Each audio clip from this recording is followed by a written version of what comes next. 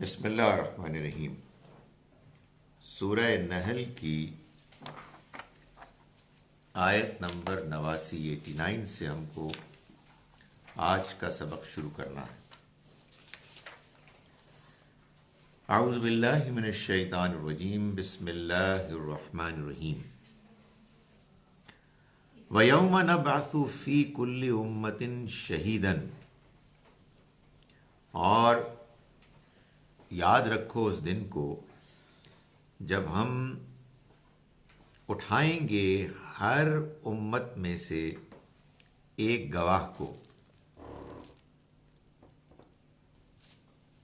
من انفسہم شہیدن علیہم، ان پر گواہ ٹھہرائیں گے، من انفسہم انہی کے اندر سے، وجئنا بکا، اور ہم اٹھائیں گے آپ کو اے پیغمبر، شہیدن گواہ کے طور پر، علی ہؤلاء ان لوگوں پر، یعنی آپ کی قوم پر۔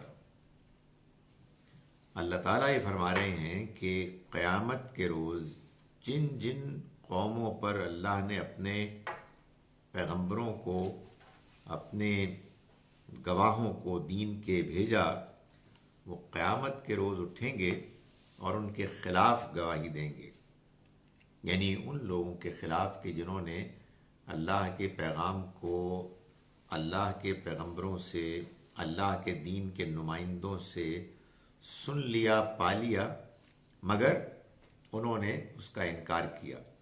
تو اللہ ان قوموں کے اوپر جو مقدمہ چلے گا اس کے لیے ان کو گواہ کے طور پر پیش کریں گے۔ وَنَزَّلْنَا عَلَيْكَ الْكِتَابَ، اور اس میں یہ واضح کیا کہ بالکل اسی طرح سے نبی اکرم صلی اللہ علیہ وسلم اپنی قوم کے سامنے ان کے خلاف گواہی دیں گے۔ یہی وہ آیت ہے کہ جس کے بارے میں کہتے ہیں، سورہ نساء میں بھی ایسی ایک آیت ہے کہ جب نبی صلی اللہ علیہ وسلم کے سامنے یہ پڑھی گئی اور آپ سن رہے تھے تو آپ کے آنکھوں پہ میں آنسو تھے، آپ دیدہ تھے۔ ظاہر ہے یہ سوچ کے، یہ تصور کر کے کہ میں اپنی قوم کے سامنے گواہی دوں گا اور قوم انکار کرنے کے نتیجے میں پکڑی جائے گی، تو ظاہر ہے کہ ایک حساس درد مند دل رکھنے والا انسان یہ سوچ کر، ظاہر ہے کہ اس کے اوپر جو ایک پریشانی، ایک تکلیف ہوتی ہے، اس کا نبی صلی اللہ علیہ وسلم کے چہرہ مبارک پر اس کا اظہار ہوا۔ سر یہاں خلاف کیسے؟ اعلیٰ پر، اعلیٰ کی وجہ سے، علیہم ونزلنا علیک، وہ ہے نا ایک حدیث ہے، القرآن حجت لک او علیک، یہ قرآن یا حجت بنے گا تمہارے لیے، تمہارے حق میں، او علیک یا تمہارے خلاف۔ یہ اعلیٰ خلاف کے لیے آتا ہے، یعنی اس خاص کانٹیکسٹ میں۔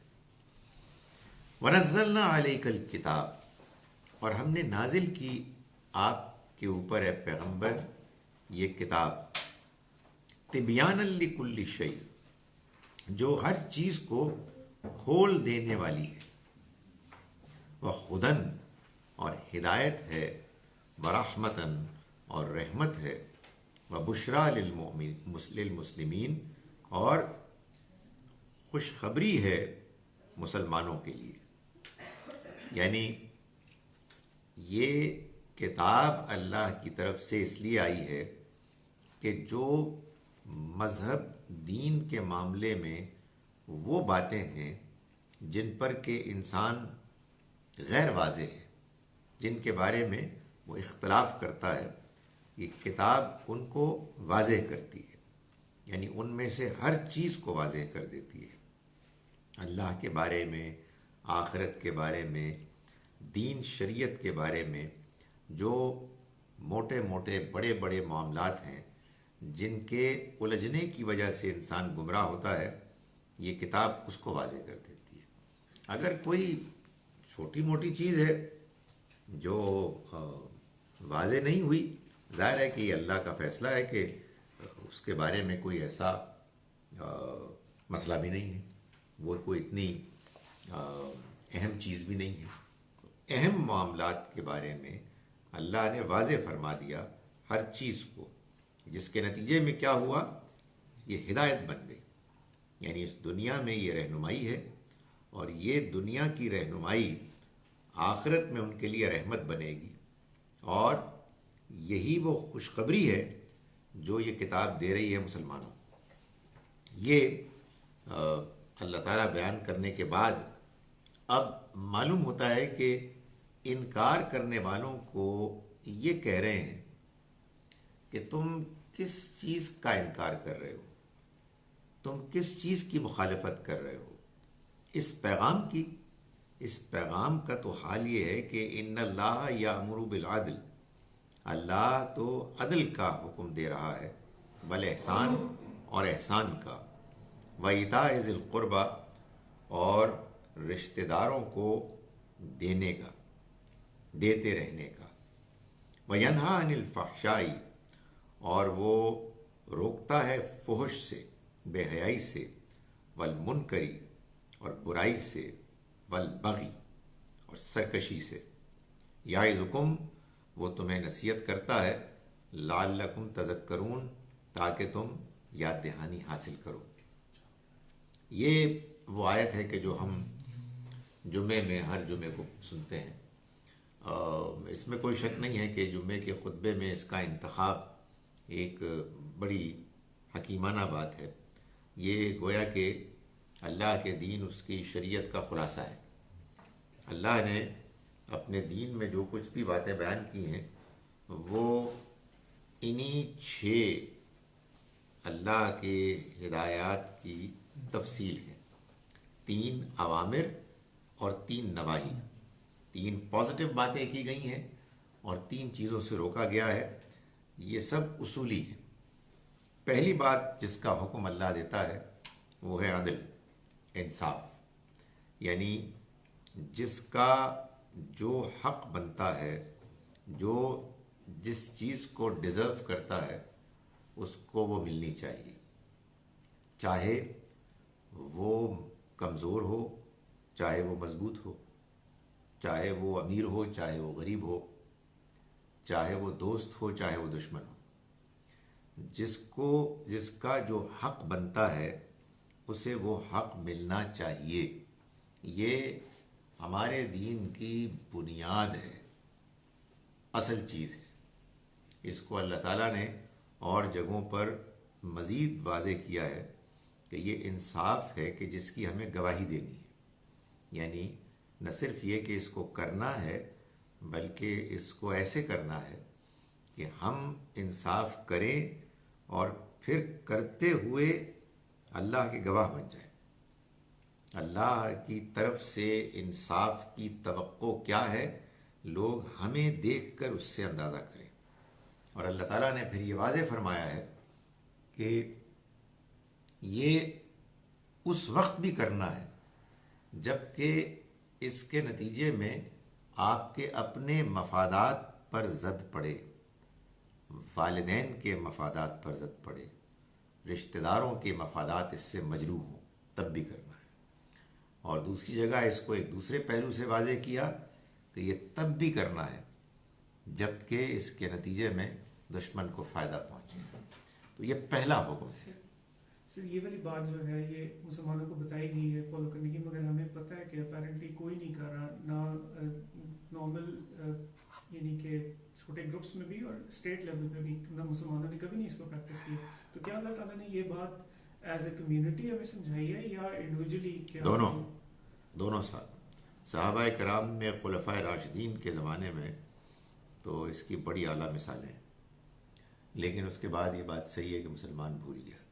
آج بھی اکا دکا ہو جاتی ہیں باتیں، لیکن مسلمان ایک گروہ کی حیثیت سے تو نہ صرف یہ کہ اس میں کمزور ہو گئے، بلکہ اس کا بالکل الٹ کرتے ہیں. بلکہ سارا ہمارا جو مذہبی طور طریقہ ہے، سچی بات یہ کہ جو نیریٹو بھی ہے وہ بھی اس کی بالکل الٹ مخالفت پر کھڑا ہے. تو یہ بات بہت بیان کرنی چاہیے. اس کا فائدہ یہ ہوتا ہے کہ آدمی کم از کم خود تو نصیحت حاصل کرتا ہے، کیونکہ آسان چیز نہیں ہے. بولنا بہت آسان ہے، لیکن یہ کہ آپ نے انصاف کرنا ہے اور ہر حال میں کرنا ہے۔ والاحسان، اور انصاف کے ساتھ احسان۔ احسان اصل میں عدل سے، انصاف سے آگے کی بات ہے۔ یعنی ایک تو ہے کہ آپ کو جس کا جو حق ہے اس کو وہ دینا ہے، ایک یہ اس سے آگے بڑھ کر دینا ہے۔ یعنی کسی کا آپ پر کوئی حق بنتا ہے، جتنا بنتا ہے آپ اس سے زیادہ دیں۔ آپ کسی سے کوئی حق مانگ رہے ہیں، آپ کم تر پر راضی ہو جائیں۔ یہ اصل میں دین کا حسن ہے، یہ عمل کا، کردار کا وہ پہلو ہے کہ جس سے لوگ ایک دوسرے سے جڑتے ہیں، لوگ قریب آتے ہیں، جس میں انسان اللہ کو راضی کرنے کے لیے اپنے آپ کو اپنے حق سے کم پر مطمئن ہو جائے، اس کا تقاضا نہ کرے۔ یہ احسان ہے۔ یعنی آپ دوسروں کے معاملے میں کچھ اپنے آپ کو روک لیں۔ وَإِيتَاءِ ذِي الْقُرْبَى، یہ تیسری چیز ہے جو اصل میں آپ کہیے احسان ہی کی ایک فرع ہے، کہ آپ نے رشتہ داروں کو دینا ہے۔ قرآن مجید اس کے بیان میں یتیموں کو، مسکینوں کو بھی شامل کر لیتا ہے، لیکن بیسیکلی کیا ہے کہ جو آپ کے قرابت دار ہیں، اگر ان میں کوئی کمزور، کوئی غریب ہے، تو اس کو آپ نے اپنے مال کا ایک حصہ دینا ہے۔ یہ کمایا تو آپ نے ہے، لیکن اللہ آپ کو حکم دے رہا ہے کہ آپ ان کے ساتھ شیئر کریں۔ وَيَنْهَا عَنِ الْفَحْشَاءِ، اور وہ روکتا ہے بے حیائی سے، زناکاری اور اس سے تمام متعلق دوسری چیزیں، ان سے روکتا ہے جن سے کہ اگر وہ عام ہو جائیں تو معاشرے میں خاندانی نظام بگڑ جائے، بے حیائی عام ہو جائے اور احساسات ختم ہو جائیں۔ والمنکر، منکر ہر برائی کو کہتے ہیں کہ جو عام معاشروں میں برائی سمجھی جاتی ہے، جس کو بیان کرنے کی ضرورت ہی نہیں ہے۔ یہ لفظ بتا رہا ہے کہ وہ برائیاں ایسی ہیں کہ جن کے سننے، جاننے، دیکھنے کے نتیجے میں آدمی کی طبیعت میں ایک اپراہٹ سی، ایک بیزاری سی پیدا ہوتی ہے کہ یہ نہیں ہونا چاہیے، یہ منکر ہے۔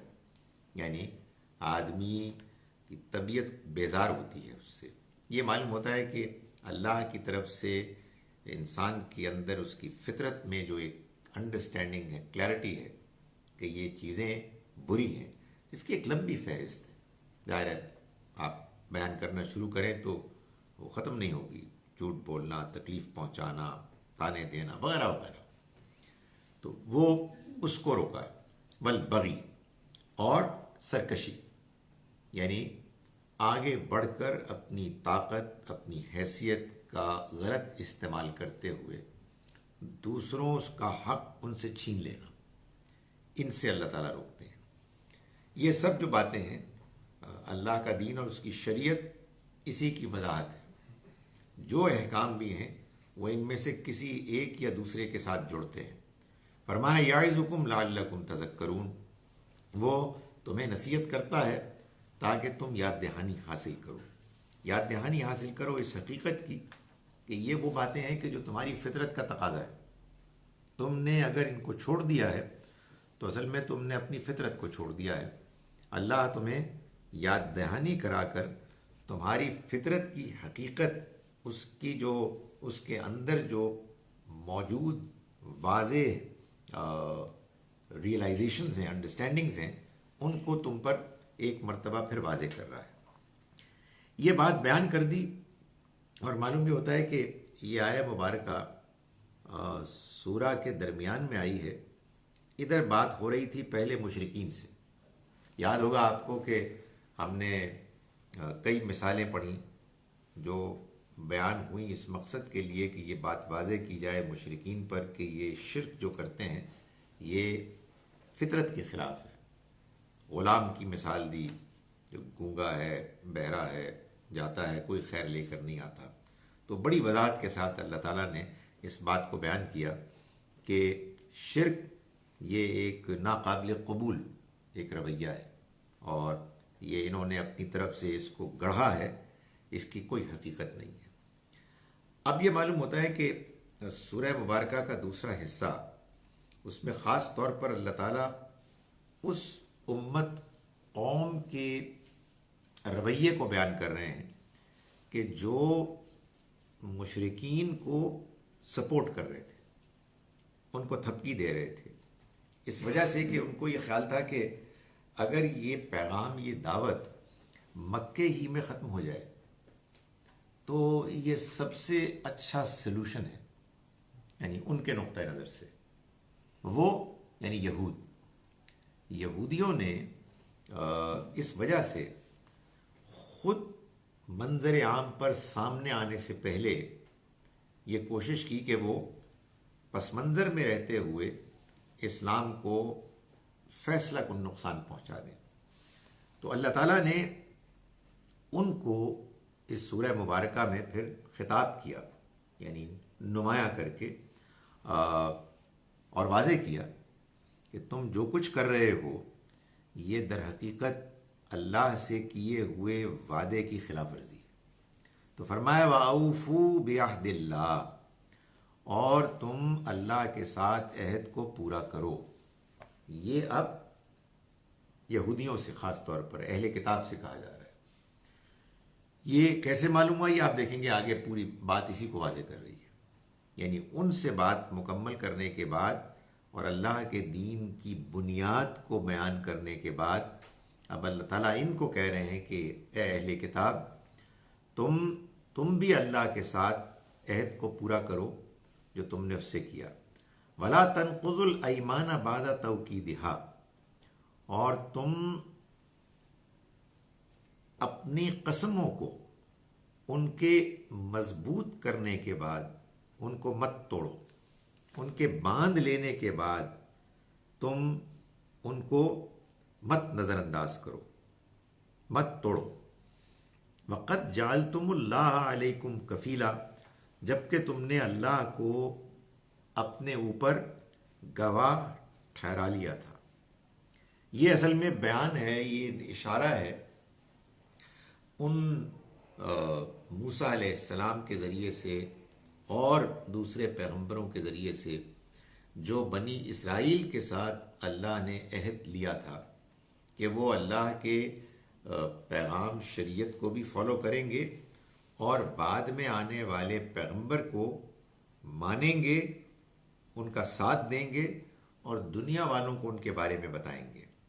تو اللہ تعالیٰ یہاں ان کو اس عہد کا کی یاد دہانی کرا رہے ہیں کہ تم اس کو پورا کرو جبکہ تم نے اس کو کیا تھا، اور اپنی قسم کو مت توڑو اس کے پختہ کر لینے کے بعد، اور یہ سب تم نے کیا تھا اللہ کو اپنے اوپر گواہ ٹھہرا کر۔ فرمایا ان اللہ یعلم ما تفعلون، اللہ جانتا ہے جو کچھ بھی تم کرتے ہو۔ ولا تکونوا کاللتی نقضت غزلها، اور تم نہ ہو جاؤ اس عورت کی طرح کہ جس نے اپنے دھاگے کو، سوت کو تار تار کر دیا، من بعد قوت انکاثا، اس کو مضبوط کر لینے کے بعد، یعنی گویا کہ یہ بتایا جا رہا ہے کہ کوئی عورت ہے کہ جو سوت کاٹ رہی ہے، اس کو مضبوط کر رہی ہے اور اس کے بعد اس کو ادھیڑ رہی ہے، اسی کو نکال رہی ہے، یعنی اپنی محنت کو خود ضائع کر رہی ہے۔ ایک کام کیا، بڑے اہتمام کے ساتھ کیا، لیکن اس کے بعد خود ہی اس کو ختم کرنے کے لیے اقدام کرنا شروع کر دیا۔ تو فرمایا وَلَا تَكُونُوا كَالَّتِي نَقَضَتْ غَزْلَهَا مِن بَعْدِ قُوَّةٍ أَنْكَاثًا، تم اس عورت کی طرح نہ ہو جاؤ کہ جس نے اپنے سوت کو مضبوط کر لینے کے بعد، مضبوط کاٹ لینے کے بعد پھر خود ہی اس کو ادھیڑنا شروع کر دیا، اتار اتار کر ادھیڑ دیا۔ یعنی پہلے تم کو اللہ کی طرف سے شریعت ملی، تم نے اس کے بعد اس کے پیغمبر سے عہد لیا، اس کے بارے میں تم نے اپنے بڑے پختگی کا اظہار کیا کہ تم اس کے ساتھ وابستہ ہو، اٹیچڈ ہو، اور پھر جب موقع آیا تو تم نے اس سب کو ختم کر دیا، وہ ساری کی ساری تمہاری کمٹمنٹ وہ ضائع ہو گئی۔ تتخذون ایمانکم دخلا بینکم، تم اپنی قسموں کو دھوکے کا ذریعہ بناتے ہو آپس میں ایک دوسرے کے ساتھ، ان تکونا امتن، کہ کہیں کوئی امت، ایک امت، یا اربا من امتن، دوسری امت سے بڑھ نہ جائے۔ یعنی بنی اسرائیل نے یہ حرکت کی اس لیے کہ کہیں ایسا نہ ہو کہ ان کی جگہ پر کوئی دوسری امت آئے اور جو مقام، جو عزت، جو پاپولیرٹی ان کو ملی ہے وہ کسی اور کو مل جائے۔ سو بنی اسرائیل ایک عرصے تک اللہ کے پیغام کے نمائندے بنے رہے، ان کے پاس اللہ کی شریعت تھی، لوگ انہی کے پاس آتے تھے، بنی اسرائیلی بھی آتے تھے، معلوم ہوتا ہے کہ غیر بھی آتے تھے، اور ان کا ایک مقام تھا، ایک دبدبہ تھا، لوگ ان کی عزت کرتے تھے۔ تو ان کو جب یہ معلوم ہوا کہ یہ آنے والے پیغمبر کہ جن کا ذکر ہماری کتابوں میں ہے، یہ تو بنی اسماعیل میں سے آ رہے ہیں، اور بنی اسماعیل کے بارے میں ایک طویل عرصے سے وہ ایک حقارت، نفرت اور مذاق کرنے، استہزاء کا ان کا ایٹیچیوڈ تھا۔ تو انہوں نے اس کے بعد جب یہ ان کو اندازہ ہونا شروع ہوا تو نبی اکرم صلی اللہ علیہ وسلم کے پیغمبر برحق ہونے کے تمام آثار مٹانے شروع کر دیے، اور لوگوں کو بھی کہنا شروع کر دیا کہ ایسی کوئی بات نہیں ہے۔ یعنی باقاعدہ ایکٹیولی انہوں نے اس حقیقت کو ضائع کرنے، صاف کرنے، مٹانے کی کوشش کی۔ اور یہ کیوں کی؟ فرمایا کہ ان تکونا امتن ہی اربا من امتن، کہ کہیں یہ نہ ہو کہ ایک امت دوسری کے مقابلے میں بڑھ جائے۔ تو وہ ایک دوسرے کو دھوکہ دیتے تھے، یعنی جو لوگ دین کے قریب آنے والے تھے، اللہ کے پیغام کو ماننے کے قریب آنے والے تھے، ان کو وہ قسمیں کھا کھا کے اپنی طرف سے بات سمجھانے کی کوشش کرتے، دعویٰ کرتے کہ نہیں، اس میں کوئی حقیقت نہیں ہے۔ یعنی یہ وہی پیغام تھا جس پیغام کو لوگوں تک پہنچانا اور لوگوں کو بتانا ان کے اپنے تاریخ میں معاہدے تھے اس پر کہ یہ ان کی ذمہ داری ہے۔ اسی پیغام کے آ جانے کے بعد جب انہیں یہ احساس ہوا کہ اس کے نتیجے میں ان کی مذہبی دینی چودراہٹ ختم ہو جائے گی، تو انہوں نے اس کی شدید مخالفت کی اور اس کو بالکل الٹ رویہ اختیار کر کے اس کو لوگوں کی نگاہوں میں گرانے کی کوشش کی۔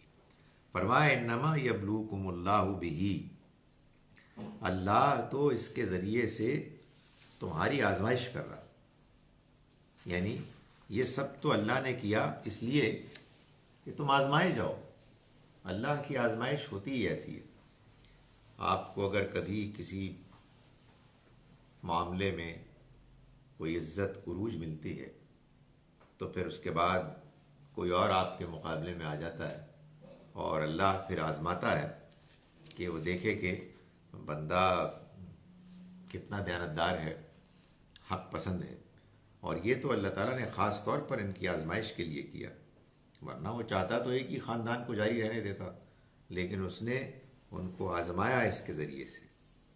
وَلَيُبَيِّنَنَّ لَكُمْ يَوْمَ الْقِيَامَةِ مَا كُنْتُمْ فِيهِ تَخْتَلِفُونَ، اور وہ لازماً واضح کر دے گا قیامت کے دن ان چیزوں کو کہ جن کے بارے میں تم اختلاف کر رہے ہو۔ یعنی یہ بات وہ واضح کر دے گا کہ تم نے جو حرکتیں کیں، تورات میں جو چیزیں نکالیں، اس میں جو چیزیں داخل کیں، ان سب کا مقصد اس حق کو چھپانا تھا۔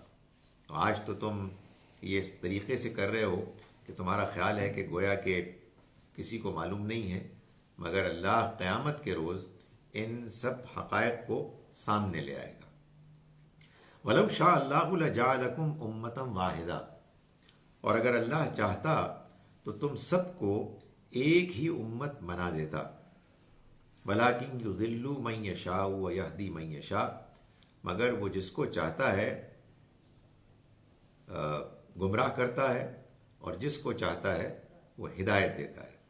یعنی اللہ تعالیٰ اگر چاہتے تو وہ تمام انسانوں کو ایک ہی دین پر رکھتے اور سب اسی دین کے ماننے والے ہوتے، مگر اس کے نتیجے میں آزمائش کیسے ہوتی؟ اللہ تعالیٰ یہ نہیں، اسے اس چیز کی کوئی ضرورت نہیں ہے کہ بہت سے لوگ بڑی تعداد میں دیندار ہوں اور دیندارانہ رویہ اختیار کریں، وہ ایک ہی بات کو مان رہے ہوں اور اس بات کے قائل نظر آ رہے ہوں۔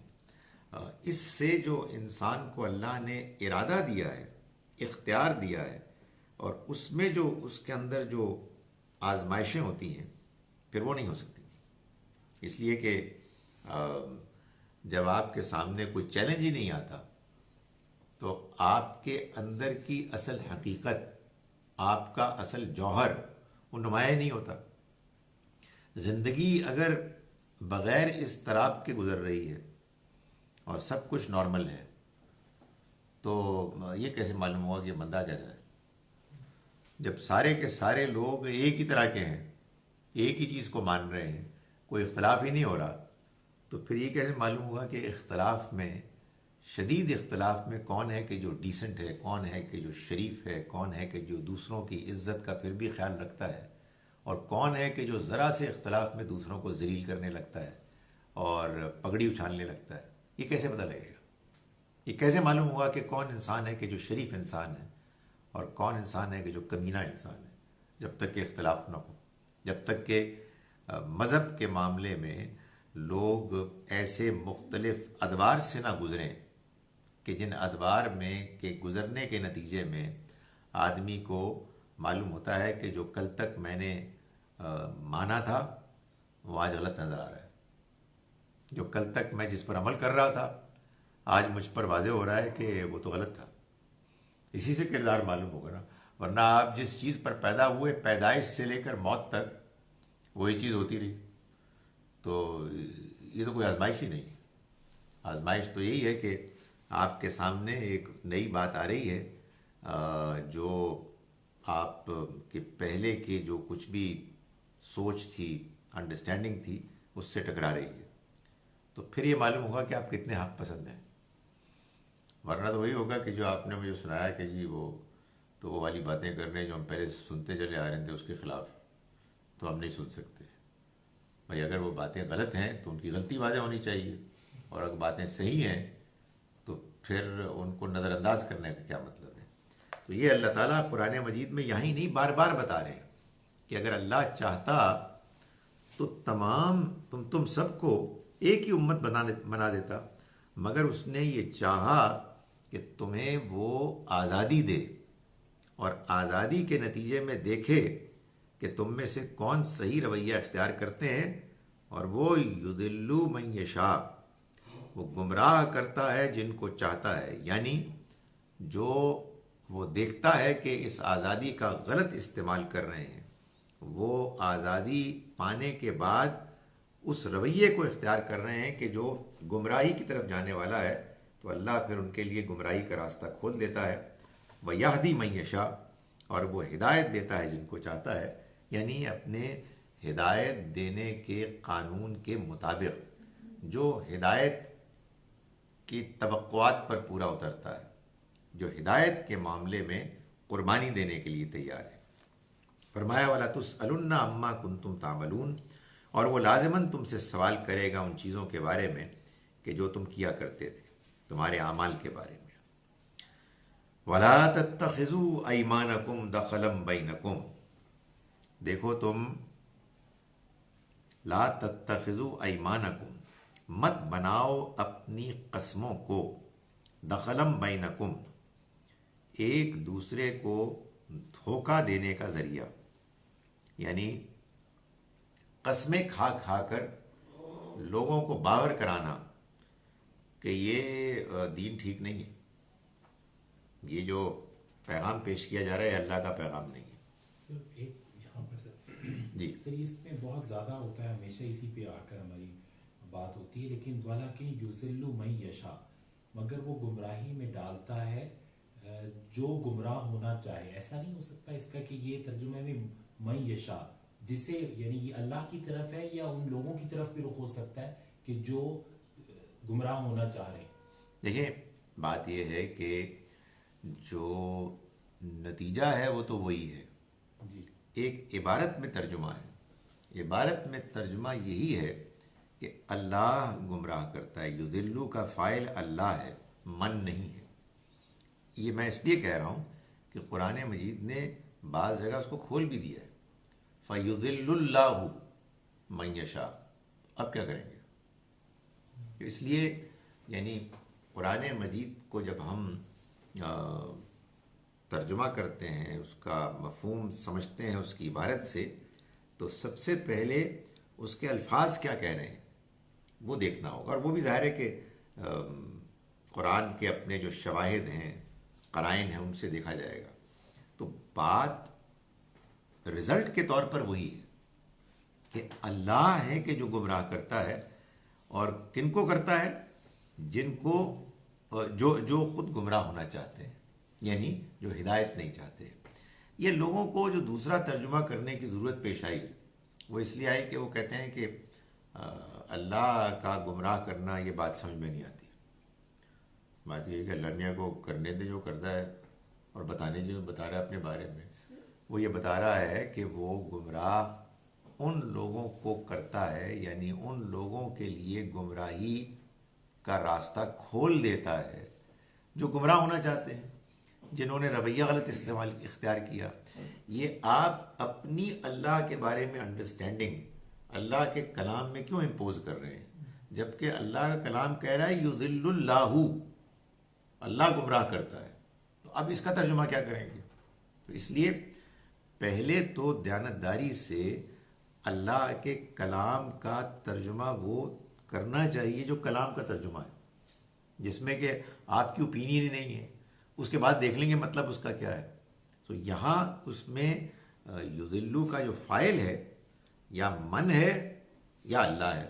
میں گزارش کر رہا ہوں کہ دوسرے قرآن کے شواہد بتا رہے ہیں اللہ ہے۔ جی سر یہ آپ نے اس کا جواب دے دیا بات کا، کیونکہ جو لوگ ہیں اینٹی اسلام وہ اس چیز کو یوز کرتے ہیں کہ دیکھو اللہ تعالیٰ گمراہ کرنے والا ہے، مینز کہ اللہ تعالیٰ از دا ڈیسیور، اس طرح کی باتیں کرتے ہیں۔ تو اللہ تعالیٰ نے اس کو بھی بیان کر دیا نا، ہم نے اس کو پڑھا ہے، ترجمے میں پڑھ لیا ہے کہ یضل بہ من یشاء و یہدی من یشاء، ہے نا؟ تو اسی کے ذریعے سے بہت سو گمراہ کرتا ہے، بہت سو کو ہاں، یعنی قرآن مجید کو پڑھ کر اگر آپ نے دشمنی کرنی ہے تو آپ گمراہ ہو جائیں گے۔ مطلب یہ کہ آپ سمجھنا ہی نہیں چاہتے۔ یہ مجھے ابھی کل پرسوں ہی اس طرح کا تجربہ ہوا کہ ایک جگہ مجھے کچھ لوگوں سے بات کرنی تھی، کسی نے مجھے یعنی وہ بات ہی نہیں کرنی تھی، یعنی میں نے کہا جی کہ میں جو آپ بات جو فرما رہے ہیں وہی بات میں کر رہا ہوں، لیکن وہ ایک آدمی کے اندر جذبہ ہوتا ہے کہ کسی طرح سے اس بات کی نفی ہو۔ سو اصل میں اللہ تعالیٰ نے قرآن میں یہ بار بار بیان کیا ہے کہ آپ جب حق بات کو سمجھنا چاہتے ہیں تو آپ پر حق بات واضح ہوتی ہے، آپ سمجھنا ہی نہیں چاہتے تو آپ پر حق بات واضح نہیں ہوتی۔ اور جس سیاق سباق کی ہم بات پڑھ رہے ہیں اس میں مذہبی اختلاف ہے، یعنی یہودیوں کے ہاں اپنے دین مذہب کے بارے میں یہ رویہ انڈرسٹینڈنگ تھی کہ وہی حق پر ہیں، وہی اللہ کے چہیتے ہیں، انہی کے پاس ساری سچائی ہے۔ ان کے سامنے جب سچائی کا وہ ورژن آیا کہ جو ان کے اپنے آباء و اجداد کے پس منظر سے مختلف تھا، یعنی ظاہری طور پر، تو انہوں نے اپنے تعصب کی وجہ سے اس کو سمجھنے اور ماننے سے انکار کر دیا۔ یہ ایک میرے لیے آنیسٹلی ہمیشہ معمہ رہتا ہے. مجھے کبھی نہیں سمجھ میں آتی یہ بات کہ آپ قرآن یہ پڑھتے ہیں نا اس طرح، کیا مسلمان ان باتوں کو پڑھتے ہیں اور پھر یہ سوچتے ہیں کہ یہ قرآن کیا کہہ رہا ہے؟ کیا وہ یہ سوچتے ہیں کہ یہ بنی اسرائیل کو برا بھلا کہنے کے لیے ہے یا یہ ہمارے لیے بھی ہے؟ یعنی جب ہم مذہب کی دنیا میں اختلاف میں داخل ہوتے ہیں، اختلاف کی بات سنتے ہیں، کرتے ہیں، تو اس میں ہمارا کیا رویہ ہوتا ہے؟ تو اگر یہ رویہ وہی رویہ ہے تو کیا خدا تعالیٰ کے ہاں ہمارے بارے میں فیصلہ مختلف ہوگا اس لیے کہ ہم مسلمان ہیں، اور یہودیوں کے بارے میں فیصلہ مختلف ہوگا اس لیے کہ وہ یہودی تھے اور ہیں؟ بھائی یہودی تو قرآن خود کہتا ہے بنی اسرائیل کہ فضلتکم علی العالمین، میں نے تم کو فضیلت دی تمام جہان والوں پر، ان کے اوپر وہ دور گزرا ہے. تو اگر وہ غلط رویہ اختیار کرنے کے نتیجے میں اللہ کے ہاں پکڑے جائیں گے تو ہم کیسے بچ جائیں گے؟ تو فرمایا وَلَا تَتَّخِذُوا أَيْمَانَكُمْ دَخَلًا بَيْنَكُمْ، مت تم بناؤ اپنی قسموں کو آپس میں دھوکہ دینے کا ذریعہ، فَتَزِلَّ قَدَمٌ بَعْدَ ثُبُوتِهَا، کہ کہیں ایسا نہ ہو کہ تزل قدم، کوئی قدم اکھڑ جائے، بعد ثبوتها، جمنے کے بعد. یعنی ایک فرد تھا، ایک گروہ تھا، وہ ایمان کی طرف آ رہا تھا. کچھ لوگوں نے، یہودیوں نے، میں ایک مثال دے رہا ہوں، قسم کھائی کہ نہیں یہ تو وہ ہے ہی نہیں بھائی، آپ خواہ جا رہے ہیں وہاں، اور اس کے نتیجے میں ان کے قدم اٹھ گئے. تو فرمایا یہ نہ کرو. یعنی یہ تم کیا کر رہے ہو؟ ایک شخص اللہ کے پیغام کی طرف آ رہا ہے اور تم قسمیں کھا کر یہ کر رہے ہو. اس کا ایک مثال بھی دی قرآن مجید نے سورہ آل عمران میں، کہ وہ لوگ یہ بھی انہوں نے سازش کی کہ صبح کے وقت تم کہو کہ ہم مسلمان ہو گئے اور شام کے وقت انکار کر دو تاکہ وہ بھی لوٹ جائیں. تو یہ باقاعدہ وہ حرکتیں کرتے تھے. فرمایا کہ وَتَذُوقُوا السُّوءَ بِمَا صَدَدتُّمْ عَنْ سَبِيلِ اللَّهِ، اور اس کے نتیجے میں یہ ہو کہ تم برائی کا مزہ، برائی کے کا نتیجہ پاؤ اس وجہ سے کہ تم نے روکا اللہ کے راستے سے. ظاہر ہے یہ اللہ کے راستے سے روکنا ہوا نا. تم جب اس طرح کی حرکت کرو گے جان بوجھ کر کہ تم لوگوں کو سیدھے راستے سے روکنے کے لیے قسمیں کھاؤ گے دھوکہ دینے کے لیے، تو تم کو پھر اس کا وبال چکھنا ہوگا، تمہیں اس کا وبال فیس کرنا ہوگا. وَلَكُمْ عَذَابٌ عَظِيمٌ، اور تمہارے لیے بڑا عذاب ہوگا. وَلَا تَشْتَرُوا بِعَهْدِ اللَّهِ ثَمَنًا قَلِيلًا، اور اللہ کے ساتھ عہد کو تھوڑی قیمت کے بدلے میں مت بیچو. یعنی تم نے اللہ کے ساتھ عہد کیا تھا کہ تم بعد میں آنے والے پیغمبر کے بارے میں لوگوں کو آگاہ کرو گے، تم نے اللہ کے ساتھ کیے ہوئے اس عہد کو بیچ دیا. کیوں؟ دنیا میں اپنے مقام، اپنی دنیاوی مذہبی چودراہٹ کو برقرار رکھنے کے لیے. یہ بہت تھوڑی قیمت ہے جو تم نے وصول کی. یعنی خدا کی خوشنودی کو چھوڑ دیا، آخرت کی کامیابی کو چھوڑ دیا، اور دنیاوی مقام کو حاصل کرنے کے لیے تم نے اللہ سے کیے ہوئے عہد کو توڑ دیا. انما عند اللہ ہوا خیر، جو اللہ کے پاس ہے وہ تو خیر ہے. خیر لکم، تمہارے لیے، ان کنتم تعلمون، اگر تم جانتے ہو. اللہ کے پاس ہے وہی خیر ہے. یہ انما آیا ہے نا، یاد ہے؟ عند اللہ ہوا خیر لکم، جو اللہ کے پاس ہے وہی تمہارے لیے خیر ہے، وہی تمہارے لیے اچھا ہے اگر تم واقعی جانتے ہو. یعنی یہ کتنی بد نصیبی ہے تمہاری کہ تمہیں اللہ نے جو ذمہ داری تم پر سونپی تھی، تم نے اس ذمہ داری کو نبھانے کی بجائے الٹ کام کیا اور تم اس پر مصر ہو گئے کہ ہم اس کو غلط ثابت کریں گے. ما عندکم ینفد، جو کچھ تمہارے پاس ہے وہ سب ختم ہو جائے گا. وما عند اللہ باق، اور جو کچھ اللہ کے پاس ہے وہی باقی رہنے والا ہے. یہ ظاہر ہے کہ یہ بات بتانی اس لیے ضروری ہے کہ جو کچھ وہ کر رہے تھے اس کے نتیجے میں آخرت برباد ہونے والی تھی. اور وہ کیوں کر رہے تھے؟ دنیا کو حاصل کرنے کے لیے.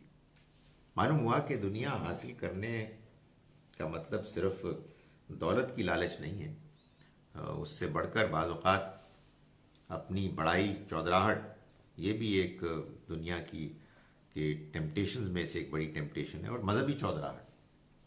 وَلَنَجْزِيَنَّ الَّذِينَ صَبَرُوا أَجْرَهُمْ، اور ہم لازماً بدلہ دیں گے ان لوگوں کو کہ جنہوں نے صبر کیا، ہم دیں گے ان کو اجرہم، ان کا اجر، یعنی جو صبر کرتے رہے. صبر یعنی ثابت قدم رہے. یہ خاص طور پر ظاہر ہے کہ ان لوگوں کے لیے ہے کہ جو اس زمانے میں ستائے جا رہے تھے، اور ان لوگوں کے لیے بھی ہے کہ جنہوں نے اپنے پیغام میں عمل اور صحیح رویہ اختیار کرتے ہوئے بعد میں آنے والے پیغام کے بارے میں بھی انہوں نے صحیح اپروچ اختیار کی، اور وہ ثابت قدم رہے. وہ اپنے ان ساتھیوں کی طرح نہ ہوئے کہ جنہوں نے کہ اللہ سے کیے ہوئے عہد کو اپنے دنیاوی مقام کو برقرار رکھنے کے لیے نظر انداز کر دیا. تو فرمایا کہ ہم لازماً دیں گے اجر ان لوگوں کو کہ جو ثابت قدم ہوئے، بِأَحْسَنِ مَا كَانُوا يَعْمَلُونَ، ان اچھے اعمال کی وجہ سے، بہترین اعمال کی وجہ سے کہ جو وہ کیا کرتے تھے. من عمل صالحا، جس کسی نے نیکی کا عمل کیا، من ذکر او انثی، چاہے وہ مرد ہو یا عورت، وہو مومن، اور وہ مومن بھی ہوا، فلنحینہ حیاتا طیبہ، تو ہم ان کو لازماً پاکیزہ زندگی دیں گے.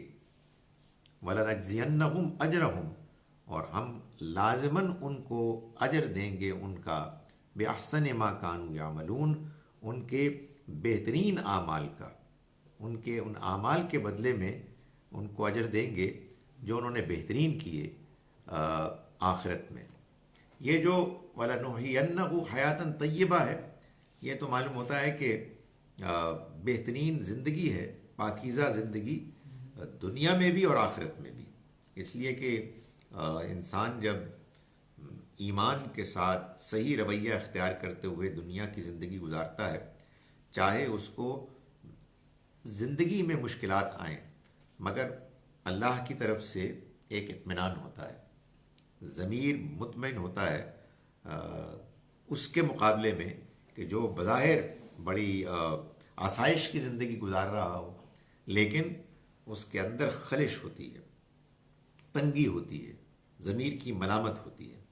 تو فرمایا کہ جو بھی نیک عمل کرے گا، چاہے وہ مرد ہو یا عورت، اور وہ مومن ہوا، تو ہم لازماً اس کو دیں گے ایک پاکیزہ زندگی، اور ہم لازماً بدلہ دیں گے ان کو ان کے بہترین اعمال کا کہ جو وہ کیا کرتے تھے. یہ اللہ نے ان لوگوں کو بھی خاص طور پر دعوت دی کہ جو لوگ بنی اسرائیل میں سے تھے، اور وہ اس پروپیگنڈے کا حصہ بننے سے انکار کر رہے تھے کہ جس کے نتیجے میں اسلام کی دعوت کو کمزور کرنے کی سازش کی جا رہی تھی. تو اللہ تعالیٰ فرما رہے ہیں کہ جو کوئی بھی صحیح رویہ اختیار کرے گا، اس کے لیے دنیا میں اطمینان، ایک پاکیزگی، اور آخرت میں اس کے لیے بہترین اجر ہوگا. فَإِذَا قَرَأْتَ الْقُرْآنَ، پھر جب آپ قرآن پڑھیں، فَاسْتَعِذْ بِاللَّهِ، تو اللہ کی پناہ مانگیں، من الشیطان الرجیم، شیطان مردود کے شر سے. یعنی چاہے قرآن کی تلاوت کی جائے، چاہے اس کو پڑھ کر سنایا جائے لوگوں کو، یہ لوگ مخالفت کر رہے ہیں، اور یہ قرآن مجید کی بات کو رد کرنے کے لیے ہر طرح کی سازش کرنے کے لیے تیار ہیں. آپ اللہ کی پناہ مانگیں شیطان مردود کے شر سے.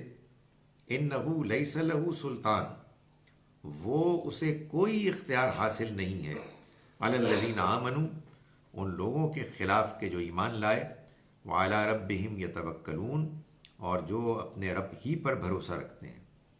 یعنی یہ بتا دیا ایک تو کہ قرآن جب پڑھا جاتا ہے اور پڑھ کر سنایا جاتا ہے تو اس میں شیطان بہت کوشش کرتا ہے کہ اس پیغام کے راستے میں رکاوٹ کھڑی کرے، یہ پیغام لوگوں کو صحیح طرح سے نہ پہنچے، وہ اس کو صحیح طرح سے سمجھ نہ پائیں۔ چنانچہ اس کو پڑھنے سے پہلے، اس کو لوگوں کو سنانے سے پہلے اللہ کی پناہ مانگنی چاہیے شیطان مردود کے شر سے۔ اگر یہ پناہ ٹھیک طرح سے مانگی گئی تو پھر شیطان اپنی حرکتوں میں مؤثر نہیں ہو سکے گا، اسے کامیابی حاصل نہیں ہوگی، اس لیے کہ اللہ تعالیٰ فرماتے ہیں کہ اسے کوئی اختیار نہیں ہے ان لوگوں کے خلاف کہ جو حقیقت میں ایمان لائیں اور جو اپنے رب پر بھروسہ کریں۔ چنانچہ ظاہر ہے کہ اعوذ باللہ من الشیطان الرجیم صرف پڑھ لینا ہی نہیں کافی، بلکہ اس کو اس وضاحت کے ساتھ، انڈرسٹینڈنگ کے ساتھ پڑھنا چاہیے کہ ہم اللہ کی پناہ میں آ رہے ہیں، اللہ کی پناہ مانگتے ہیں اس شیطان کے شر سے کہ جو ہمارے ہاں وسوسہ اندازی کرنے کی کوشش کرتا ہے، ہمیں ورغلانے کی کوشش کرتا ہے۔ اور یہ حقیقت ہے کہ انسان جب اللہ کی پناہ مانگتا ہے شعور کے ساتھ، سوچ سمجھ کے، تو اللہ تعالیٰ مدد فرماتے ہیں اور شیطان کا حملہ، اس کی کوشش کمزور پڑ جاتی ہے، وہ ناکام ہو جاتا ہے۔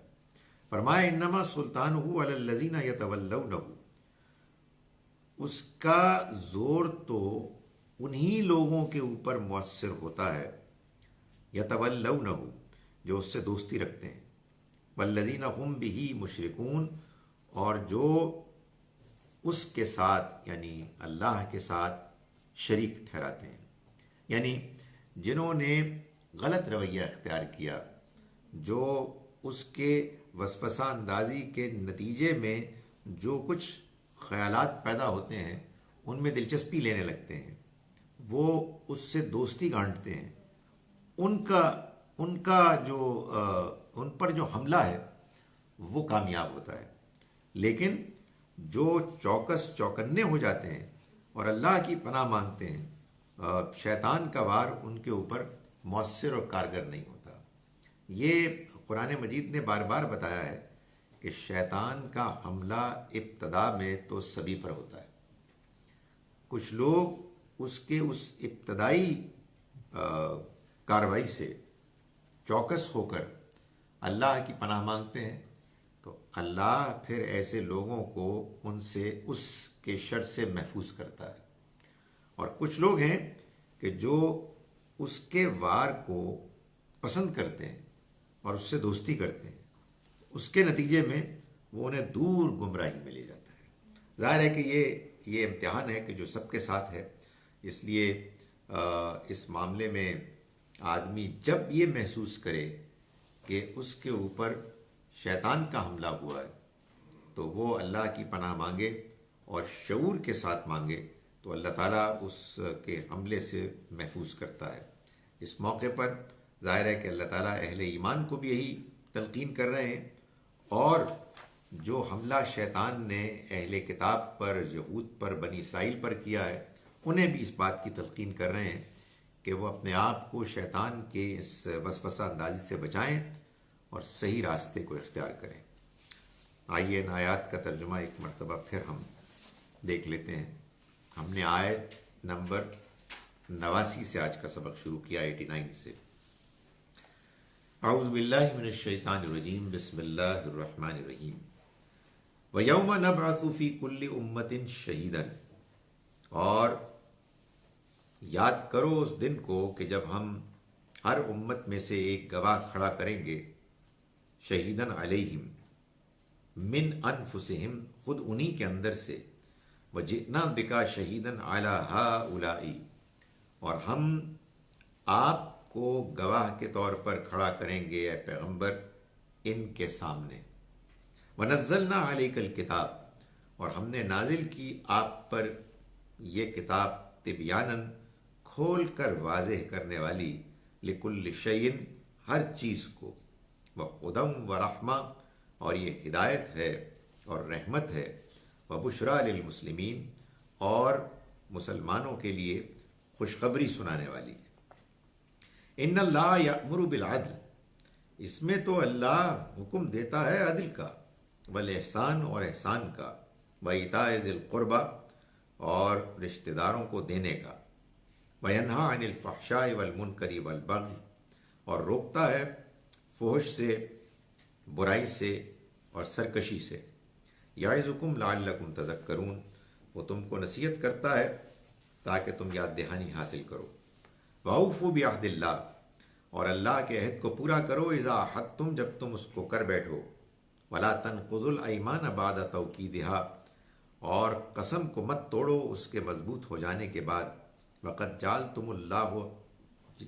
اللَّهَ عَلَيْكُمْ کفیلا جبکہ تم نے اللہ کو بنایا اپنے اوپر گواہ، ان اللہ یعلم ما تفعلون اللہ جانتا ہے جو کچھ تم کرتے ہو، ولا تکونوا کالتی نقضت غزلها اور نہ ہو جاؤ اس عورت کی طرح کہ جس نے اپنے سوت کو، اپنے دھاگے کو ادھیڑ دیا، تار تار کر دیا، من بعد قوت انکاثا من بعد قوت اس کے مضبوط ہو جانے کے بعد، انکاثا تار تار کر دیا، تتخذون ایمانکم دخلا بینکم تم بناتے ہو قسموں کو دھوکہ دینے کا ذریعہ آپس میں، ان تکون امتن اس خوف کے تحت کہ کہیں نہ ہو جائے ایک امت ہی اربا من امتن زیادہ بڑی اونچی دوسری امت کے مقابلے میں، انما یبلوکم اللہ بہ اللہ تو بس تم کو آزما رہا ہے اس کے ذریعے سے،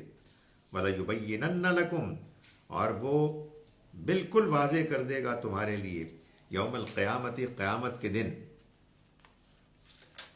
ما کنتم فیہ تختلفون ان معاملات کو جن میں تم اختلاف کرتے تھے، وَلَوْ شَاءَ اللَّهُ اور اگر اللہ چاہتا، لَجَعَلَكُمْ أُمَّةً وَاحِدَةً تو تم سب کو ایک ہی امت بنا دیتا، وَلَكِنْ لِيُضِلُّ مَن يَشَاءُ مگر وہ گمراہ کرتا ہے جن کو چاہتا ہے، وَيَهْدِي مَن يَشَاءُ اور ہدایت دیتا ہے جن کو چاہتا ہے، وَلَتُسْأَلُنَّ عَمَّا كُنتُمْ تَعْمَلُونَ اور تم لازماً پوچھے جاؤ گے ان چیزوں کے بارے میں کہ جو تم عمل کیا کرتے تھے، وَلَا تَتَّخِذُوا أَيْمَانَكُمْ دَخَلًا بَيْنَكُمْ اور دیکھو مت تم اپنی قسموں کو بناؤ ایک دوسرے کو دھوکہ دینے کا ذریعہ، فَتَزِلَّ قَدَمٌ بَعْدَ ثُبُوتِهَا پھر کہیں یہ ہو کہ کچھ قدم ڈگمگا اٹھیں، ڈگمگا جائیں ان کے مضبوط ہونے، مستحکم ہو جانے کے بعد، وَتَذُوقُوا السُّوءَ بِمَا صَدَدتُّمْ اور تم برائی کا نتیجہ پاؤ اس وجہ سے کہ جو تم نے روکا، عن سبیل اللہ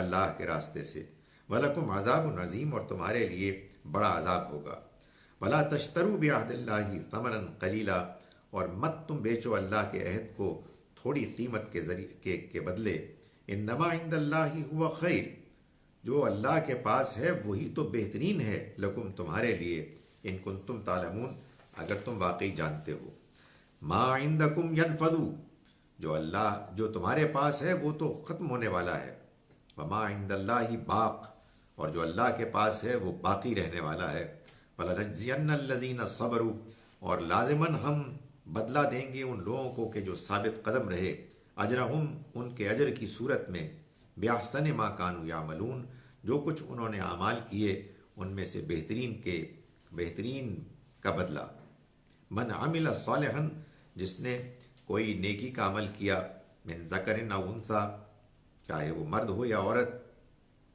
وہو مومن اور وہ مومن ہوا، فَلَنُحْيِيَنَّهُ حَيَاةً طَيِّبَةً تو ہم لازماً اس کو دیں گے ایک پاکیزہ زندگی، وَلَنَجْزِيَنَّهُمْ اور لازماً ہم ان کو بدلہ دیں گے، اجرہم ہم لازماً ان کو دیں گے اجرہم ان کا بدلہ، بِأَحْسَنِ مَا كَانُوا يَعْمَلُونَ بہترین اعمال کا نتیجہ جو وہ کیا کرتے تھے، فَإِذَا قَرَأْتَ الْقُرْآنَ چنانچہ جب تم قرآن پڑھ کر سناؤ، فَاسْتَعِذْ بِاللَّهِ تو اللہ کی پناہ مانگو، من الشیطان الرجیم شیطان مردود کے شر سے، انہ لیس لہ سلطان وہ اسے کوئی اختیار حاصل نہیں ہے، علی الذین آمنوا ان لوگوں کے خلاف کے جو ایمان لائے، وعلی ربہم یتوکلون اور جو اپنے رب پر بھروسہ کرتے ہیں، انما سلطانہ اس کو تو صرف اختیار حاصل ہے، علی الذین یتولونہ ان لوگوں کے خلاف، ان لوگوں کے معاملے میں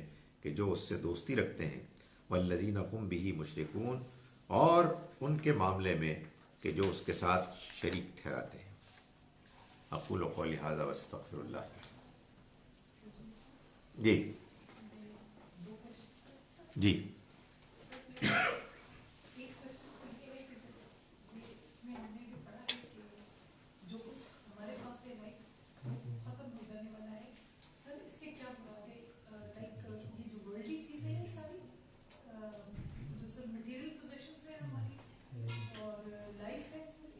جی جی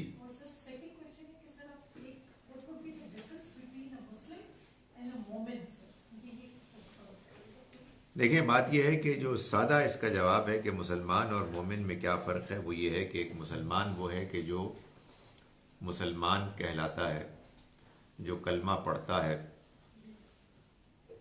جو مسلمانوں کے گروہ میں شامل ہے. اور مومن وہ ہے کہ جو حقیقت میں اپنے دل سے ان تمام باتوں کو مانتا ہے کہ جن کو ماننے کا وہ دعویٰ کرتا ہے. تو ایک ظاہر ہے اور ایک اس ظاہر کا باطن اور اس کی حقیقت ہے. قرآن مجید سے معلوم ہوتا ہے کہ اگر یہ دونوں کیفیات اپنی خوبی کے ساتھ موجود ہیں تو دونوں میں کوئی فرق نہیں. ایک داخل کی کیفیت ہے اور ایک ظاہر کی کیفیت ہے. لیکن اگر یہ صرف ظاہر جو ہے وہ اس وجہ سے ہے کہ جو دنیا میں انسان کو ماحول ملا، اس ماحول کا وہ حصہ تھا اور اس وجہ سے اس میں کسی تبدیلی کی اس کے ہاں کوئی ضرورت نہیں تھی اور اس نے اپنے ماحول میں ایک ایڈجسٹمنٹ کی.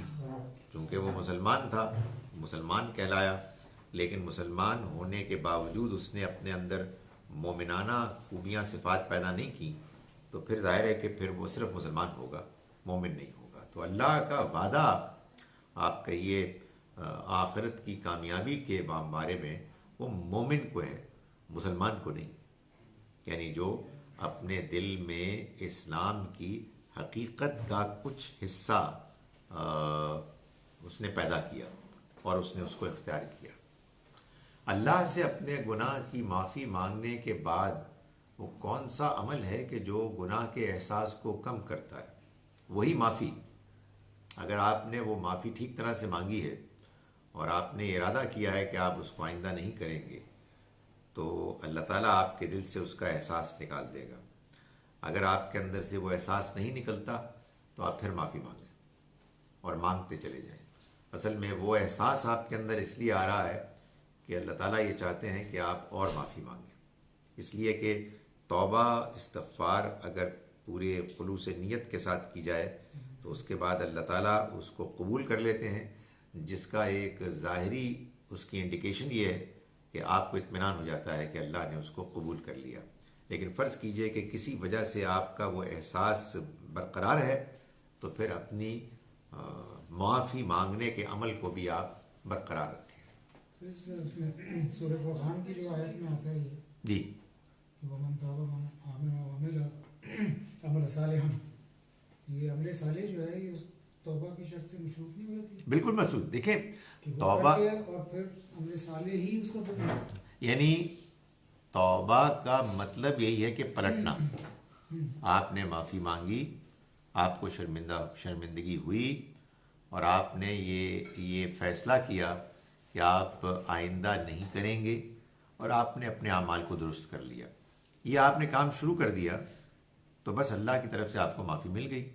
اب اگر اس میں کوئی کمی رہ گئی تو وہ احساس پلٹے گا. بعض اوقات اس میں کوئی شک نہیں، بعض چیزیں زیادہ بری ہوتی ہیں، تو جیسے جیسے احساس پیدا ہو ویسے ویسے معافی مانگیں. یعنی معافی مانگنے کا مطلب یہ تو نہیں ہے، توبہ کرنے کا مطلب تو نہیں، یہ تو نہیں ہے کہ آپ نے ایک مرتبہ ایک سجدے میں معافی مانگ لی. آپ نے معافی مانگی اور آپ کو پھر خیال ہوا پھر معافی مانگیں. اللہ تعالیٰ تو بار بار استغفار کرنے اور توبہ کرنے والوں کو پسند کرتا ہے، یہ بتا چکا ہے. جی میرا وہ ایک کوشچن رہ گیا تھا کہ سر وہ جو اس میں جو بتایا وہ مٹیریل پوزیشنس کا ہے، سر جو ورلڈلی ہماری پوزیشنس ہیں جو ختم ہو جائیں گی، وہ اس کے بارے میں اللہ نے اشارہ جی کر رہے ہیں. جی جو ہمارے پاس دنیاوی اسباب ہیں، اشیاء ہیں، وہ ختم ہو جائیں گے.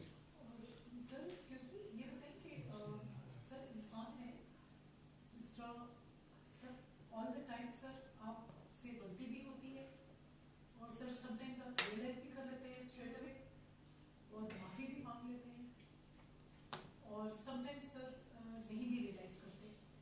لیکن سر یہ ایک کنٹینیو اسٹرگل ہے. میرے ساتھ تو سر بہت ہوتا ہے، میں اس لیے بات کر رہی ہوں کہ لائک مجھے سر وہ جو پھر اس وقت ونس یو ڈو دن میں بھی ہوتی ہے سر، انسان سے غلطی بھی ہوتی ہے، سب کچھ ہے، اور سر اگر اسٹریٹ اوے آپ معافی مانگ لیتے ہیں یا نماز میں مانگ لیتے ہیں تو سر وہ آپ کی معافی ہو جاتی ہے. دیکھیں یہ بات کہ نہ کریں یہ بات کہ انسان غلطی کرتا ہے، بعض اوقات ریئلائز کرتا ہے، اور غلطی کرتا ہے اور بعض اوقات ریئلائز نہیں کرتا. اس میں دو طرح کی غلطیاں ہیں. ایک وہ غلطی ہے کہ جس کو قرآن مجید کہتا ہے کہ وہ سیئات ہیں، یعنی وہ آپ سے ہو جاتی ہیں، جان بوجھ کے نہیں کرتے. تو اللہ تعالیٰ اپنی مہربانی سے یہ وعدہ کرتے ہیں کہ وہ آپ کی نماز، آپ کے وضو، آپ کے دوسرے اچھے اعمال سے دھل جاتی ہیں. اس کا یہ مطلب نہیں ہے کہ آدمی ان کے بارے میں بے پرواہ ہو. معلوم یہ ہوتا ہے کہ اس کی وجہ یہی ہے کہ آدمی کے اندر اس کی پرواہ ہوتی ہے، مگر بعض اوقات اپنے حالات کی وجہ سے، اپنی کمزوریوں کی وجہ سے وہ اس کے بارے میں پورے شعور کے ساتھ توبہ استغفار نہیں کر پاتا. تو اس کا یہ رویہ کہ وہ اپنے آپ کو پاک صاف رکھنا چاہتا ہے اور وہ برائی سے فائٹ کر رہا ہے، تو کہیں جہاں کہیں اس سے توبہ استغفار نہیں ہو پاتی، اللہ تعالیٰ اس کے ان نیکی کے اعمال کے نتیجے میں ان کو دھو دیتا ہے، ان کو معاف کر دیتا ہے. ترجمے کے حوالے سے جی مشکلات تھے میرے. دوسرا یہ آیت 89 میں جو للمسلمین کا ترجمہ یہ ہم نے کیا مسلمان.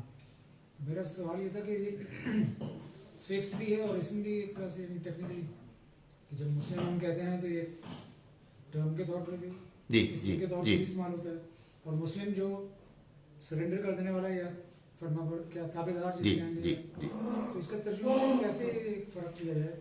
سیاق میں دیکھ کر جو بات زیادہ مناسب لگے اس کے مطابق. جیسے مثال کے طور پر آپ دیکھیں نا، اس کی وہ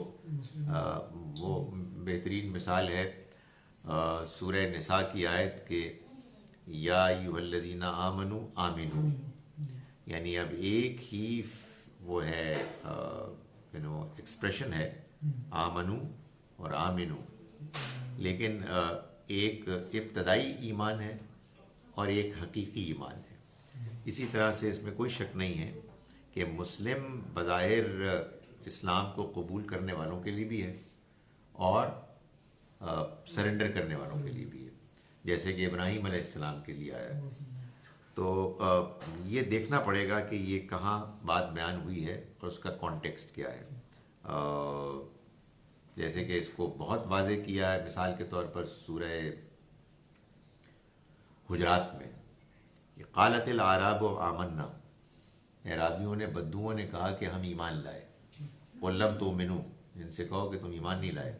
ولکن قولوا اسلمنا، بلکہ تم یہ کہو کہ ہم مسلمان ہو گئے. تو اب ظاہر ہے کہ وہاں یہ نہیں اس کا مطلب ہے کہ ہم نے سرنڈر کر دیا. اگر سرنڈر کر دیا ہوتا تو یہ احسانی نہ جتلاتے، بھائی اسلام قبول کر لیا. سو ظاہر ہے کئی جگہوں پر پھر ایسا بھی ہوگا کہ رائے کا اختلاف ہو جائے گا کہ یہ سرنڈر ہے یا یہ صرف مسلمان ہے. دوسری طرح اسی ترجمے میں آپ نے آگے جیسا آسن کو جو ہے وہ عمل سے منسلک کیا ہے نہ کہ اجر سے. جی کہ آپ نے کہا نا بہترین اعمال کا نتیجہ. جی جی تو کیا یہ بہترین نتیجہ؟ ہاں یہ مجھے اس کا احساس ہے. یہ بلکہ بعض لوگوں نے، اہم لوگوں نے اس کا مطلب وہی لیا ہے جو آپ بیان کر رہے ہیں کہ اصل میں یہ عمل کا بہترین نتیجہ ہے. میں ابھی تک تو یہی سمجھ رہا ہوں، اگرچہ کہ اس پر پھر میں غور کروں گا کہ ایسا لگتا ہے کہ اللہ تعالیٰ یہ کہہ رہے ہیں کہ انسان اس دنیا میں برے عمل کرتا ہے، معافی مانگ لیتا ہے، کچھ ایسے ہی آرڈنری عمل کرتا ہے، اور کوئی بہت اعلیٰ عمل کرتا ہے.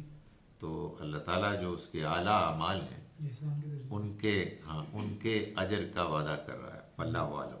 لیکن وہ دوسرا ترجمہ بھی ہے کہ ان کے اعمال کا وہ بہترین اجر دے گا. جیسے دیکھیں نا، ہم جب اپنے پرسپیکٹو میں اس چیز کو دیکھ رہے ہوتے ہیں تو ہمارے لیے تو جو نتیجہ ہے وہ زیادہ بڑا انسینٹیو یا معنی رکھتا ہے بنسبت کہ ہم کیا کر رہے ہیں.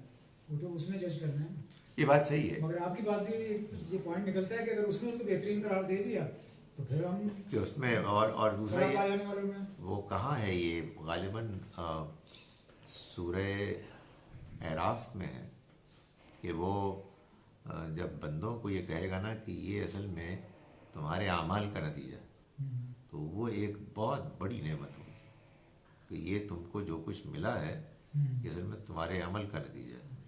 تو ظاہر ہے کہ وہ ایک ایسی سٹیٹمنٹ ہوگی اللہ کی طرف سے کہ جو انسانوں کے لیے ایک بہت اطمینان اور خوشی کا ذریعہ بنے گی. یار یہ مجھے کہا گیا تھا کہ ایک سوال ادھر ایک ادھر کرو، تو میں پھر آگے ڈیلیٹ. اچھا جناب، if the right place of saza and jaza is akhirah, then how can we say that Muslims overall are suffering due to their misdeeds? دیکھیں، گزارش یہ ہے کہ قرآن مجید نے یہ بتایا ہے کہ جن لوگوں کو اللہ نے اس دنیا میں اس مقام پر فائز کیا ہے، وعلیکم السلام، جو مقام ان کے اللہ کی طرف سے ان کے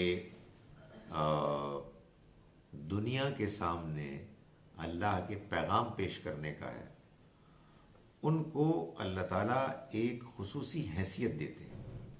یہ حیثیت بنی اسرائیل کو بھی حاصل تھی اور یہی حیثیت بنی اسماعیل کو بھی حاصل ہے. اللہ کا معاملہ بالکل اسی طرح سے اپنے رسولوں کے ساتھ بھی رہا ہے. یونس علیہ السلام نے جب ذرا وقت سے پہلے اللہ کے فیصلے کے آنے سے پہلے ہجرت کر لی تو ان کو اسی دنیا میں مچھلی کے پیٹ میں جانا پڑا.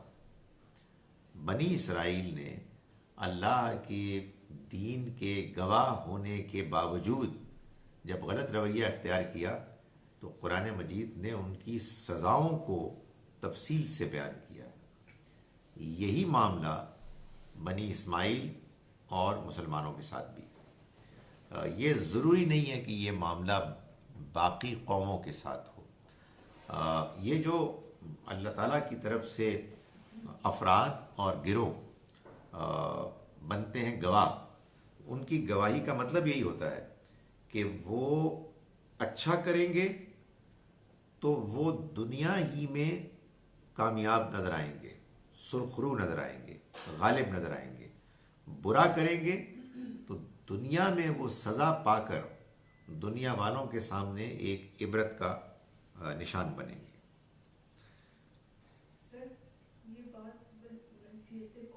ایک منٹ میں اس کو پڑھ لوں. I have to share your live with English people, but unfortunately it's Urdu language and they don't know about Urdu. اس پہ ہم غور کر رہے ہیں. ہم نے ایک پلان بنایا ہے کہ کوئی انگلش کا کریں گے، لیکن ابھی اس میں کامیابی نہیں ہوئی ہے. بٹ انشاءاللہ ویری سون یہ کام کریں گے. میں پہلے کرتا تھا لیکن میں نے دیکھا ہے کہ پاکستان میں، لاہور میں کوئی انگریزی کے گاہک بہت زیادہ نہیں ہیں. جی سر، ابھی جو آپ نے بات کی ہے کہ دنیا میں ہی عزت، یہ بحیثیت قوم یا انفرادی طور پہ بھی؟ دیکھیں، بحیثیت قوم ہے، فرد کے لیے اللہ کی طرف سے جھنجھوڑنا ہے، جگانا ہے، وہ کرتا ہے. بعض اوقات بعض لوگوں کو وہ کچھ حالات سے گزار کر ان کی آنکھیں کھولتا ہے. وہ تو وہ کرتا ہے، آزمائش میں مبتلا کرتا ہے اور ان کو جگانے کا، ان کو جھنجھوڑنے کا بھی بندوبست کرتا ہے. لیکن وہ سزا نہیں ہوتی. سزا یا انعام دنیا ہی میں ملے گا، یہ اصل میں اللہ کے رسول اور ان کے ساتھی جو ہیں یہ ان کے ساتھ ہے اور مخالفین کے ساتھ معاملہ ہے. یا اب رسولوں کے نبیوں کے آنے کے سلسلے کے خاتمے کے بعد اب یہ اس قوم کے ساتھ ہے جو ابراہیم علیہ السلام کی اولاد ہے. یہ بڑی خوشی کی بات ہے. سر میرا کوشچن جناب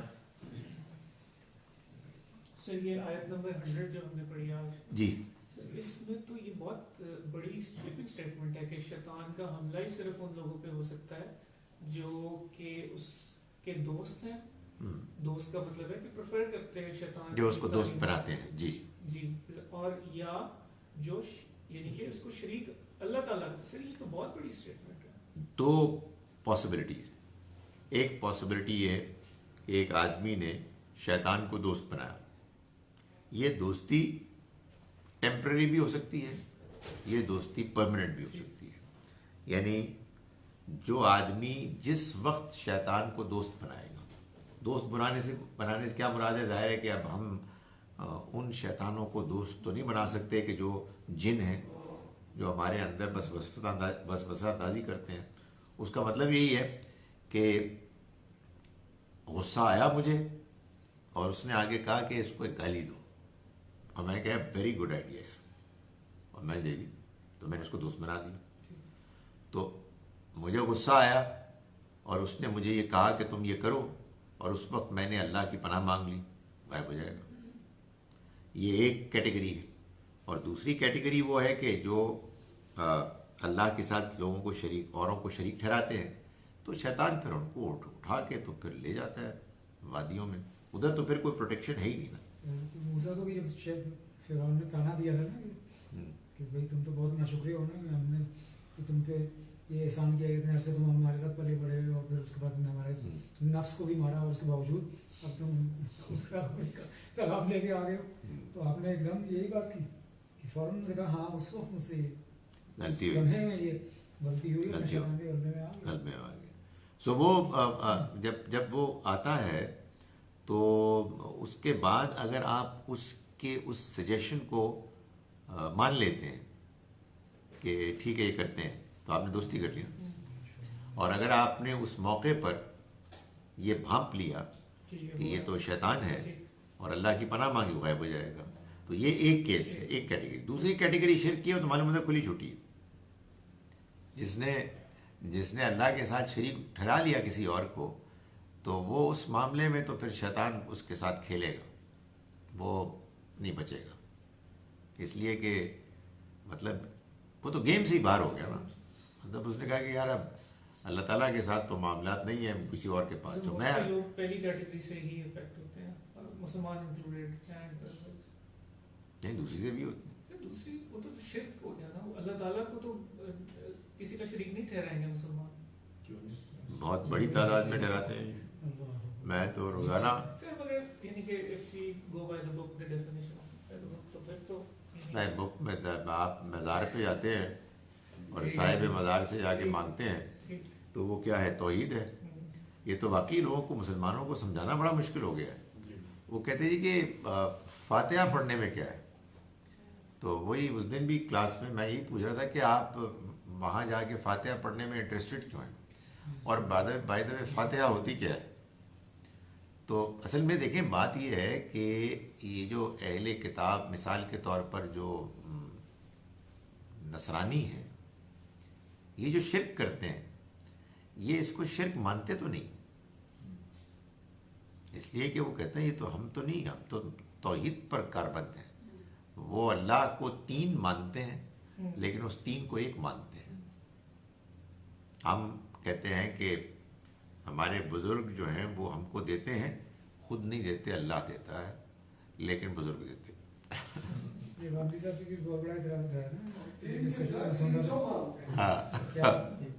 شرک تو قرار دے دیتے ہیں، مشرک نہیں کہتے. ہاں یہی ان کا جواب تھا کہ وہ میری یہ تو قرآن نے اس کو الگ الگ کیا. تو ہمارے ہاں تو یہ ہے. تو اس وجہ سے اصل میں دیکھیں یہ ہو نہیں سکتا. میں آپ کو گزارش کروں, خدا تعالیٰ کے ہاں جو لا آف ایوریجز ہے وہ عام طور پر خراب نہیں ہوتا. یہ صرف رسولوں کے زمانے میں ایک بہت بڑی تبدیلی آتی ہے جس سے وہ لا آف ایوریجز اپلائی نہیں ہوتا. وہ لا کیا ہے؟ ہر گروہ میں اچھے لوگ بھی ہوتے ہیں, برے لوگ بھی. یہ نہیں ہو سکتا کہ مسلمان جو پیدا ہو رہے ہیں وہ اچھے ہوں اور غیر مسلم جو پیدا ہو رہے ہیں وہ برے ہوں. یہ نہیں ہو سکتا. اللہ کے رسول جب آتے ہیں تو پھر اچھے لوگ سارے کے سارے ان کی طرف کھنچے چلے جاتے ہیں اور برے پیچھے ہو جاتے ہیں. وہ چھوٹی قیامت آ جاتی ہے. ورنہ یہ تو عجیب, تو یعنی یہ تو جو مسلمان ہیں اور یہودی اور نصرانیوں کا کمال ہے کہ وہ کہتے ہیں ہم سارے اچھے ہیں وہ سارے برے ہیں. اسی پر تو مجھے آج کی وہ کلپ بھیجنی پڑی جو کہ انکنکلوسیو ہے ابھی, لیکن بہرحال ایک سوال تو میں نے اٹھا دیا. واقعی مجھ سے کسی بچی نے پوچھا, اس نے کہا کہ میں رہی ملیشیا میں, ہماری ہمسائی تھیں, 2-3 سال تک ہم وہاں رہے, وہ کرسچن تھیں اور بہت اعلیٰ اخلاق تھے. میں اس نے کہا کہ میرے اخلاق تو کبھی جی سر وہ بتاتے تھے کہ پری پارٹیشن انڈیا میں ہی would get up every day for فجر, تو وہ اٹھ کے وضو کے لیے اٹھتے تھے تو ہی وڈ نوٹس وہ ہندو جو ان کے ہوتے ہیں پادری کو شنان اپنا کر رہے ہوتے تھے, تو ہی used to think and this is what the message that was conveyed down to us as a family کہ قیامت کے روز ان کو یہ لگتا تھا کہ یہ جو ہندو ہے اس کا دین جو بھی ہے, مگر یہ صرف اپنی پنکچوالٹی کی وجہ سے شاید مجھ سے آگے نہ نکل جائے اس دن, because the way he is disciplined. آپ نے وہ سنا ہے نا غالب کا شعر؟ غالب نے اپنے شعر میں اس بات کو یعنی اس کنفیوژن کو بالکل پریسائز طریقے سے بیان کر دیا.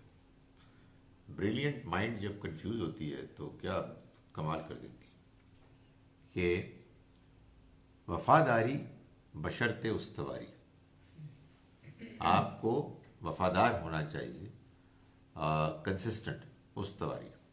شرط ایمان, ایمان کی اصل شرط یہی ہے. اب اس کا کنکلوژن کیا ہے؟ مرے بت خانے میں تو کعبے میں گاڑو برہمن کو, برہمن کو کعبے میں جا کے دفن کرو اگر وہ بت خانے میں مرا ہے. اس لیے کہ اصل چیز کیا ہے؟ اصل چیز تو وفاداری ہے بشرط استواری. کفر کیا کیا ہے اس نے اپنے سامنے جو حقیقت ہے اس کو بیان کیا. وہ ہندوؤں کو بھی دیکھتا تھا, مسلمانوں کو بھی دیکھتا تھا, عیسائیوں کو بھی دیکھتا تھا. وہ پوچھتا تھا کہ فرق کیا ہے؟ نہیں, گزارش یہ ہے کہ ایک یہ ہے کہ ایک آدمی سوچ سمجھ کر ایمان اختیار کرے اور اس کو مانے اور اس کو پیش کرے تو کیا بات ہے ایمان کا. لیکن اگر ایمان یہی ہے کہ آپ جس مذہب جس فرقے میں پیدا ہو گئے اس کے ساتھ وفاداری کریں بشرط استواری, اور یہ ایمان کی اصل ہے, تو پھر تو وہ نتیجہ ہونا چاہیے. سر آپ کو کتے والی بھی بڑی اچھی آپ نے بھیجی جی, میں نے لگائی. بڑے میری اسٹریٹ میں کچھ لوگوں نے کتے رکھے ہوئے, کئیوں نے تو ان کا سمجھ, ایک دو کو سمجھ ہی نہیں, انہوں نے الٹا اس پہ وہ جو بھونک کے آپ کا استقبال کر رہے تھے تو کافی مزہ آیا. تو میں بڑا ہنسا, میں نے کہا یہ ابھی خود ہی جواب دیں گے. تو انہوں نے آگے سے تھمز اپ کیا کہ یہ حدیث ٹھیک ہے, ان کے تو فائدے میں چلے گی. نہیں وہ دیکھیں بات یہ ہے کہ وہ لوگ ابھی تو خیر یہ ڈسکشن جاری ہے کیونکہ بہت سارے لوگوں نے رسپونڈ کیا ہے. تو جن صاحب نے مجھے بھیجی میں نے ان کو بھیج دیا, وہ جواب دے رہے ہیں اس کے. لیکن میں تو اس کو اس لیے خاص طور پر بھیجا تھا کہ قرآن مجید میں جو 2 بیانات ہیں, ایک تو اصحاب کہف کا کتا, بھائی اللہ نے نہ بیان کرتے, وہ درمیان میں بیٹھا ہے دہلیز پر ٹانگیں پھیلائے. اور دوسرا تو اس سے بھی زیادہ امپورٹنٹ ہے کہ آپ شکار کرتے ہیں, کتا اپنے منہ میں پکڑ کے شکار لاتا ہے, آپ کے لیے جائز ہو جاتا ہے. تو اس کو بیان کرنے کی کیا ضرورت تھی قرآن مجید میں؟ اور پھر یہ کہنا جی جو کتا جو نجس ہے، یہ ہمارے یہاں پہ یہ ہے کہ جس گھر میں کتا ہوتا ہے ادھر کوئی برکتیں نہیں آتی. بلی سب سے زیادہ پیشاب کرتی ہے ہر جگہ پہ گھر کے اندر، بال پھیرتی. اس کے متعلق یہ ہے کہ حدیث میں ہے کہ انہوں نے کیا. تو اصل میں دیکھیں بات یہ ہے کہ سارا جو ہے معاملہ وہ یہ ہے کہ چونکہ جو ہمارا بیسک دین ہے وہ ہے ہی حدیث بیسڈ، بالکل اس وجہ سے اور لوگ ظاہر ہے کہ جو چیز سنتے چلے آئے وہ ان کا دین، ان کی اصل انڈرسٹینڈنگ بن جاتی ہے. تو اس میں پھر بہت مشکل ہوتا ہے. پھر وہی ہوتا ہے یہ جو میں آج ڈسکشن ہو رہی تھی کہ آپ کے دین مذہب سے اگر کوئی مختلف بات آپ کے سامنے آئے تو اللہ تعالیٰ فرماتے ہیں کہ انما نبلوکم بہی، ہم تمہیں اس کے ذریعے سے آزما رہے ہیں کہ تم اس اختلاف میں کیا رویہ اختیار کرتے ہو. تو وہ رویہ ہے جو اصل میں اللہ تعالیٰ دیکھنا چاہتا ہے. صحیح اور غلط تو وہی جانتا ہے. لیکن دیکھیں نا یہ بات، میں تو ایک ہی بات پر میں لوگوں سے کہتا ہوں یار مجھے یہ سمجھا دو، کتا ہو، تصویر ہو، موسیقی ہو یا کوئی اور چیز ہو، اگر یہ چیزیں حرام ہیں تو مجھے آپ یہ سمجھائیں ایسی سادہ کامن سینس کی بنیاد پر کہ یہ حرمت تمام مسلمانوں کو جو مسلمان ہوئے تھے پہنچ گئی تھی. یہ صاف معلوم ہوتا ہے کہ ایسا نہیں ہوا تھا.